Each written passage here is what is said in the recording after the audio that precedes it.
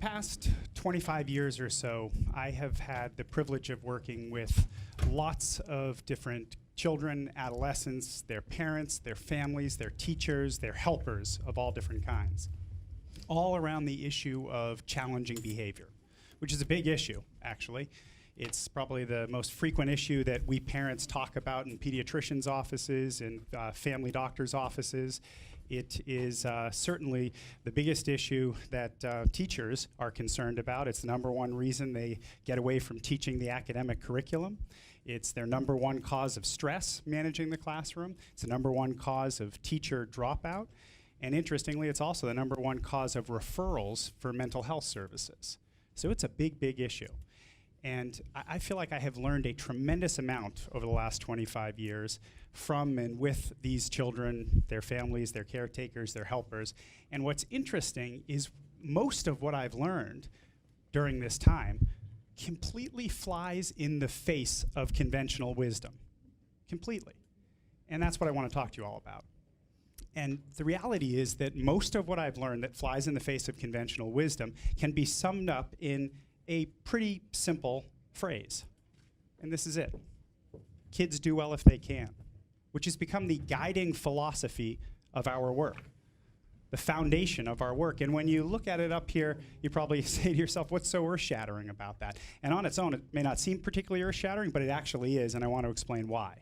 See, what kids do well if they can suggests is that if a kid could do well, he would do well. If she could do well, she would do well. And if she's not doing well, something must be standing in her way. And if something's standing in her way, then we all, as the helpers in her life, we need to figure out what's standing in her way so we can help. And I'm sure that sounds like perfect common sense to everybody, because it is. And yet, it flies in the face of conventional wisdom, because the more conventional way of thinking when it comes to challenging behavior is not kids do well if they can. It sounds a lot more like kids do well if they want to. And you see, if you believe kids do well if they want to and a kid's not doing well, so for instance, they're not behaving well, you believe kids do well if they want to, they're not behaving well then you're going to assume the reason he's not behaving well is because he doesn't want to. And if he doesn't want to, then what's all of our jobs? To try to make him want to do well. And while that probably seems like a very narrow, unpleasant, probably pretty ineffective role to play in the lives of these kids, the interesting thing about it is when you think about traditional discipline in our homes, traditional school discipline, discipline in society, it is all oriented around trying to make kids want to do well. Rewards, punishments, timeouts, detention, suspensions, expulsions, you name it, they are all aimed at trying to motivate people to do better, safe in the assumption that they're not doing well because they don't want to. Well, you know what? I don't buy it. What I've learned is it doesn't make any sense.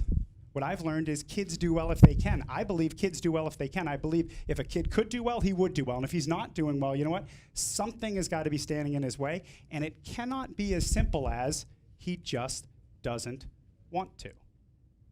I also believe that it's high time we learn from more than 50 years of research in the neurosciences that has shown beyond the shadow of a doubt that conventional wisdom is wrong.